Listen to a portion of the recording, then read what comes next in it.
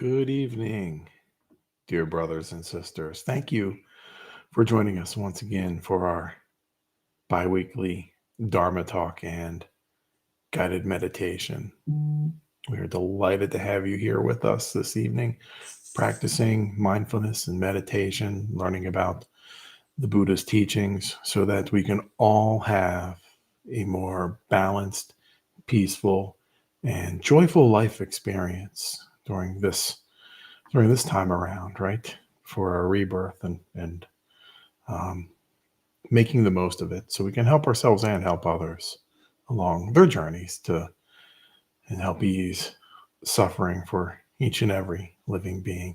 I'm Vladimir. I'm the founder of the Blue Lotus Meditation and Mindfulness Center here in Brainerd, Minnesota. That is in central Minnesota, about 2 hours north of Minneapolis, if you're familiar with the location. So, welcome. Tonight's Dharma talk is the awakening mind. And what are the qualities of an awakening mind, or even an awakened mind, and some of the attributes and qualities of an unawakened mind. Today is March 31st, 2025. The year is 2025. It is 6 p.m. here in the central time zone where I am. If you are watching us live, welcome. If you're watching us on a replay and a future date, welcome as well. Glad to have you with us. Just a quick brief announcement before we begin. Gus, our Dharma cat, is enjoying playing with some of the cables behind the scenes over here, and I can see the little tables moving. He's a young cat, so he likes to get into some mischief and just explore his world around us, around him as well, I suppose. But our brief announcement is we do offer an aspirant pathway for those seeking a little bit more interaction, a little bit more participation in the world around us. And so it's not a monastic pathway, but it is along those lines. And you're eligible to sign up for classes, probationary programs, and so forth. Involvement with the community and just nurturing and developing your own practice so that you can be more skillful in your presence with others and help guiding and teaching them as well. And there's no charge for this, just to keep it 100% transparent and for the benefit of everyone. There's no fee for this. Just sign up, and right on our website you can find the link under the continue your journey. And so we can talk about it even if you find out that it's perhaps something that you are maybe not inclined to do at this time. Check it out anyway. You can always talk and see what's right for you. And so let's begin with the 3 jewels before we begin the service. I take refuge in the Buddha. I take refuge in the Dharma. I take refuge in the Sangha. Very well. So tonight's guided meditation before we begin really is in alignment with an awakening mind, and it's living virtuously. So the guided meditation is living virtuously, and that's an important aspect of developing an awakened mind and being a role model towards others as well with an awakened mind. So how we can live virtuously. So let's begin by taking a moment to settle your body into a comfortable position.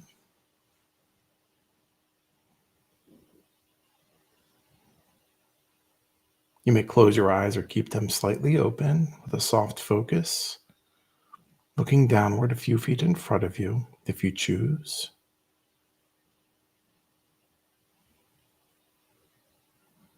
Breathe in. Pause.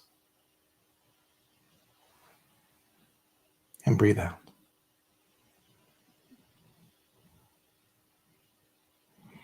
And as you sit there, you're invited to allow a half smile to rest on your face. Just the relaxation and allowing that bliss that meditation offers to begin to surface.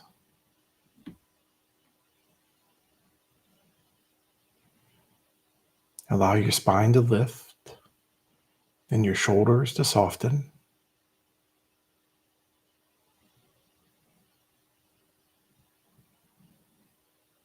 And soften your belly as you continue settling in.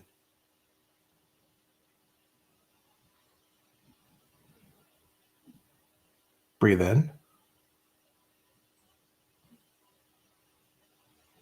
Pause.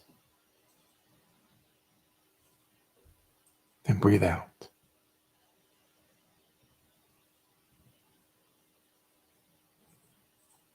And let's meditate on living a virtuous life.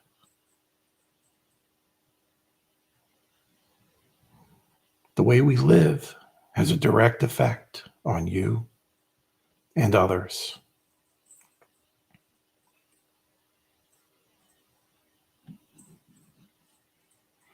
When I am kind, others respond kindly.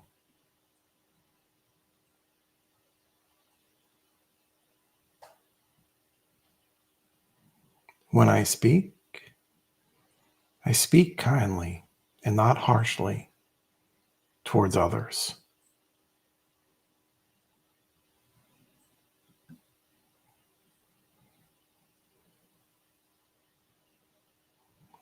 When I speak truthfully towards others so that they are able to have trust in me.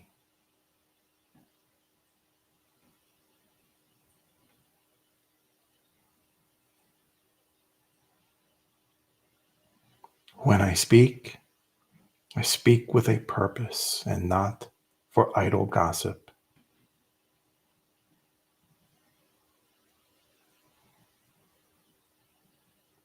Breathe in.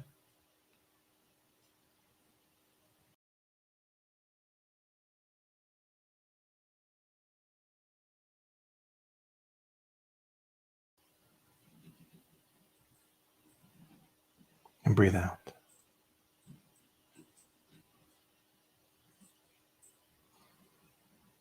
When I act, my actions are for the benevolence or uplifting of others.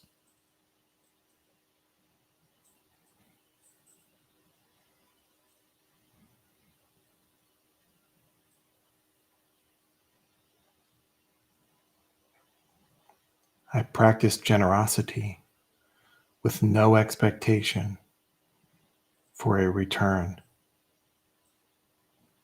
And I give with compassion and love.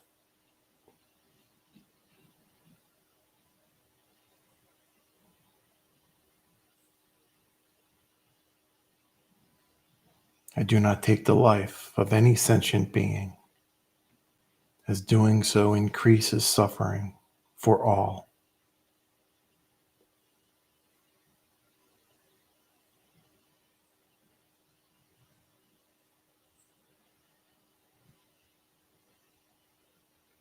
I live my life with virtue to ease the suffering of others and myself.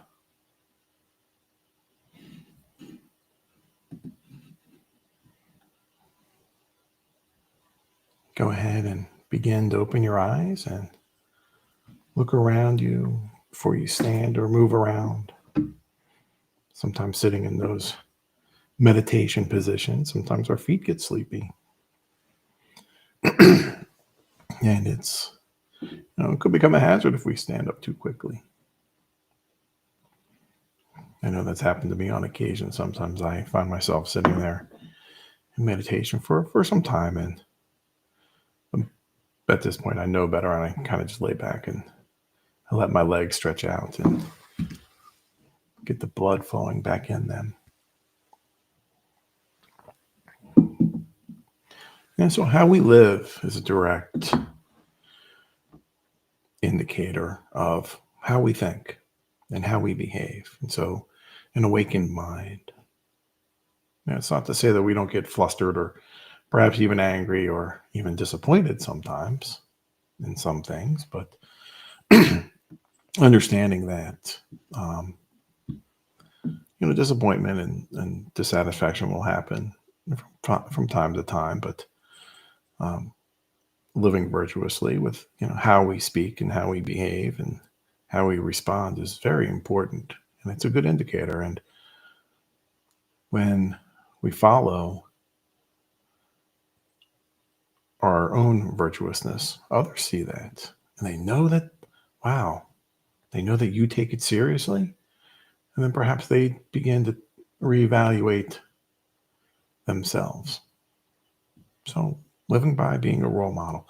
But what really is an awakened mind? So we can think about that because there are some qualifications in the Buddhist sense. An awakened mind is one that understands the true nature of reality, right? And that includes, the duality of nature, of the nature of mind, or the nature of reality, and the quality of impermanence, right? Things aren't good or bad, they just are, right? So that's learning that acceptance. And then understanding that all conditions are impermanent. And those are just some of the beginnings of the beginning qualities of an awakened mind. And so feel free to explore, a little bit more. There are several good books, on, that go much more in depthly than we will this evening on what an awakened mind is. But again, to kind of reiterate, an awakened mind understands the true nature of reality, right? The duality of existence, right? And that all things, all conditions are impermanent.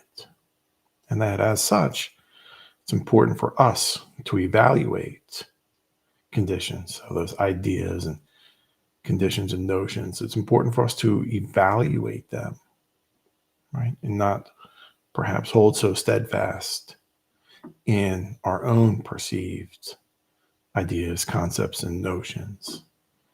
And so we can explore those, much more in depthly, and we have some offerings on those in some of our series and some of our coursework through our Dharma Institute, where we will, and you will as well, explore them much more in depthly. So check it out. But some signs of an awakened mind, of an unawakened mind. Well, how can we tell? How can we tell when somebody is unawakened? Again, if we live a virtuous life, right, good qualities, that's a good indicator. So starting off with understanding what some of the signs are for an unawakened mind: selfishness. All about that person. Everything revolves around that person. That's selfishness. And what oftentimes accompanies selfishness is greed. And that's one of the three poisons, right? Greed, anger, right? And ignorance or disillusionment, right? The three poisons. And greed is absolutely the sign, is a sign or quality of an unawakened mind. It's trying to hoard things, right? Not being generous, right? Towards others. And speaking harshly towards others. So in our guided meditation, that was one of the passages, right? Being generous, not being greedy. And an unawakened mind has a lot of apathy, right, towards others.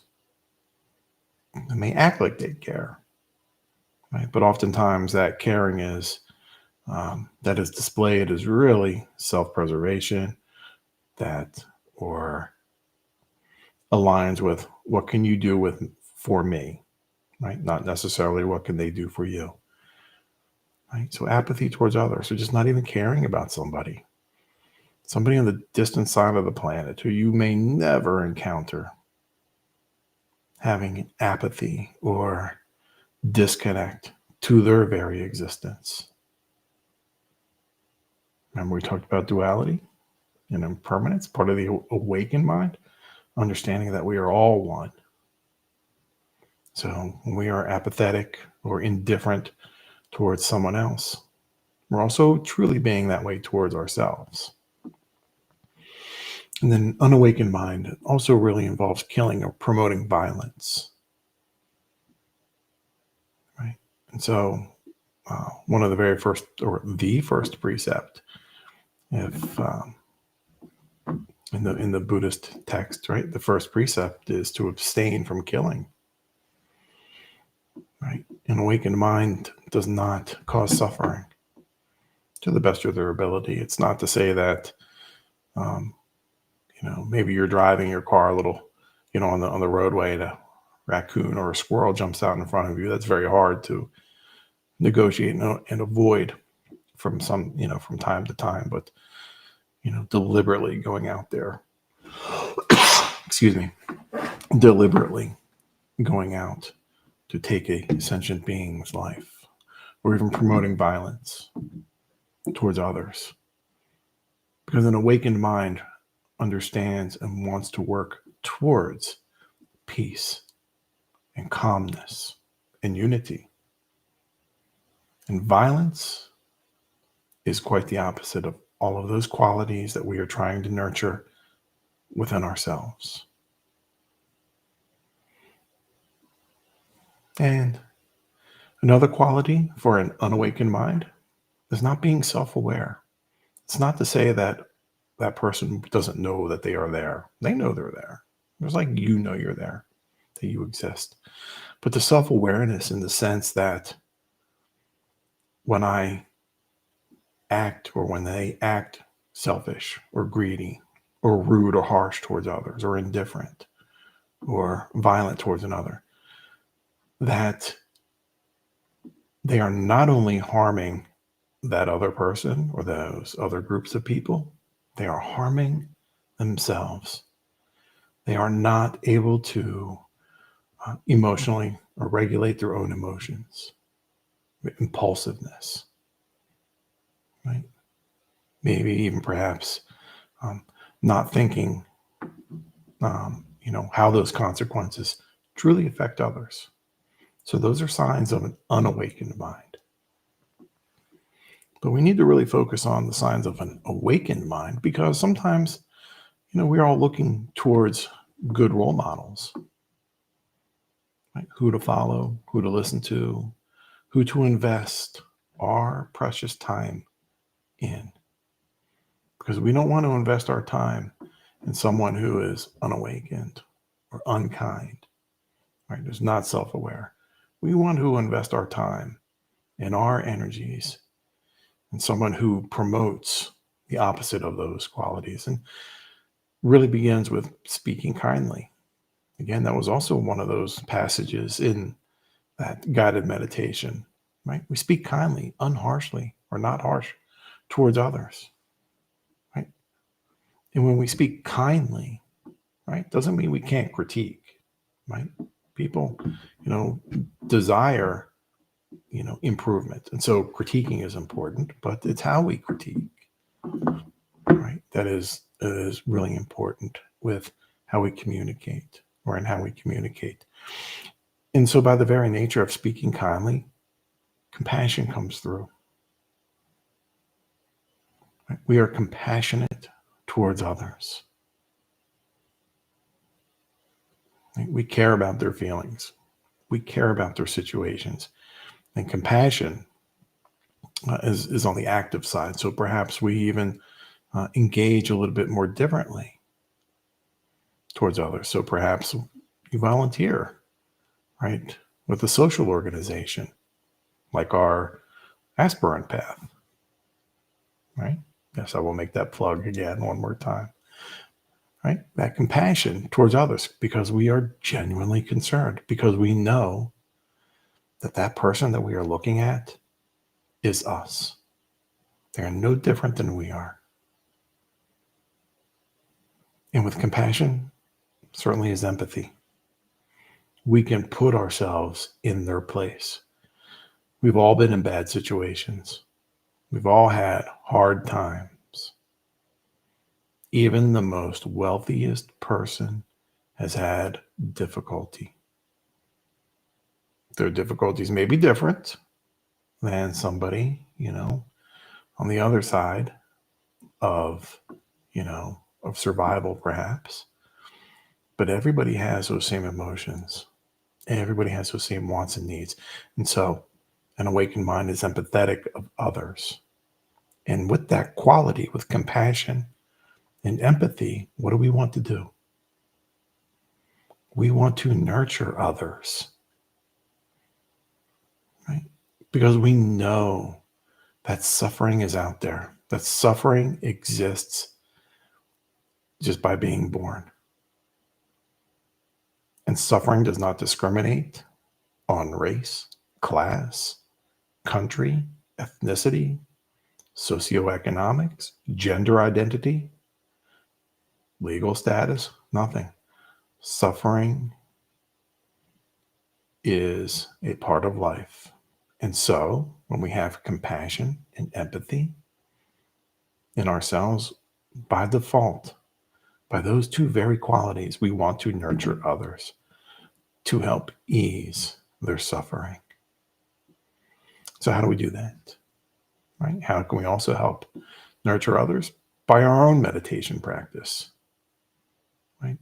We can all have those desirable qualities of wanting to nurture others and strengthening our empathy and compassion towards others. But it's when we develop a mindfulness or a meditation practice that we're able to really strengthen those qualities so we become more skillful when we interact. So how may we truly awaken our own mind, or at least take those first steps to awakening our mind?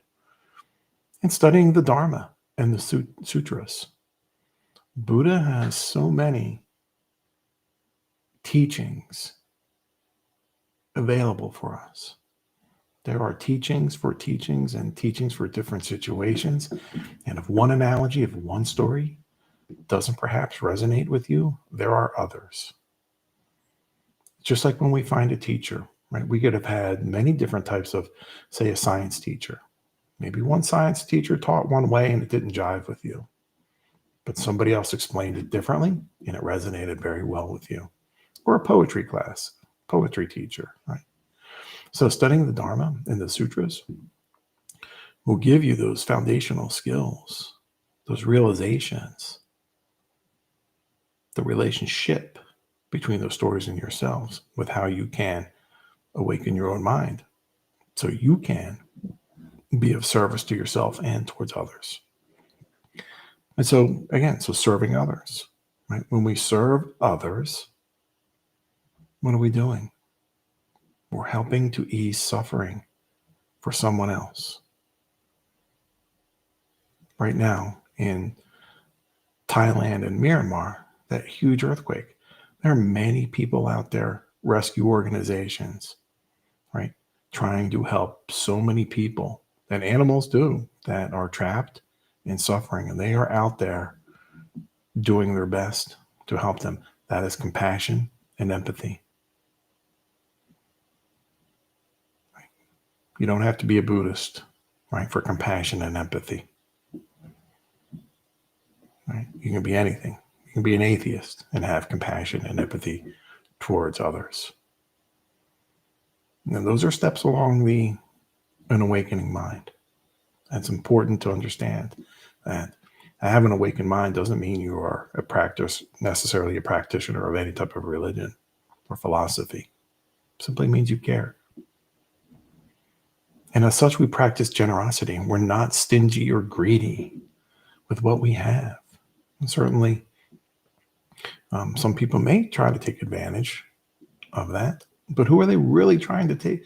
Who is really being taken advantage of? Right? Remember the duality? Right? Impermanence. All things come and go. Nothing stays around forever. I am you. You are me. So when we are generous, when we are not stingy, we know that we are helping somebody, whether it's time or money or just presence, holding their hand, offering a shoulder of support, a kind word, generous word.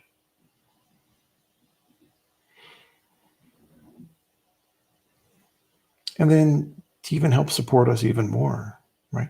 Find that spiritual community to help nurture your development. We're certainly happy to have you with us if you like, but maybe there's another location that's closer to you where you can sit with someone or a group of others that are like-minded, that are caring and compassionate and empathetic towards others. So wherever you find that spiritual community for you to nurture your well-being so that you can help others, that will strengthen and develop your own awakening mind. And while you're there at that community, either with us or with someone else, another group, meditation, right? Meditation is the foundation. It's the tool that develops compassion, empathy, kindness, loving kindness, love, all the wonderful qualities that exist in every one of us, but some of us hide, afraid of getting hurt. But when we meditate, we are teaching ourselves how to open up, to be receptive, and that helps others because being that role model, being that one person that someone else can look up to and says, wow, this person does literally live that virtuous life. They really do follow those precepts and those teachings. And look how they are unwavering in the times of trouble and a filled heart with joy and compassion towards others. So meditation will help absolutely strengthen and develop and nurture your own awakening mind. So again, if you're interested, check out our link under our continuing your journey, right? If you're interested in our aspirant path, and just even if you have any questions, check it out. And this will help you, right? This will help you, which will also in turn help others, whether it's your family members or your community.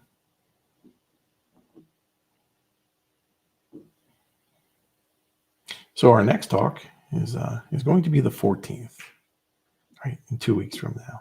So it's kind of it's certainly going to be in alignment with this evening's Dharma talk, right? It's overcoming hatred and racism and bigotry with the Dharma, with Buddhist teachings.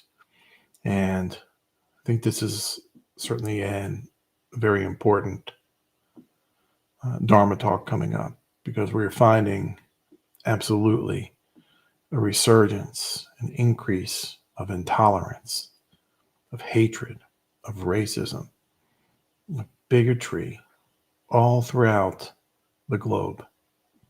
And so how can Buddha's teachings help us overcome and strengthen others? And so that's certainly certainly aligns with tonight's Dharma talk. So that will be overcoming hatred, racism, and bigotry. Will be on April 14th at 6 p.m. that Monday. So if you are a subscriber, feel free to subscribe and put on that notification to remind you. But you can always jump back. If you forget, that's okay, right? There's always that live. There's always that replay. You can always ask questions. If you have any questions from a Dharma talk from 3 years ago, please feel free, right? It's okay. And with that, my dear friends, dear mindfulness practitioners, I wish you all an evening of well-being and peace and joy and just happiness for all your existence. Many blessings to you all, and we will see you in 2 weeks.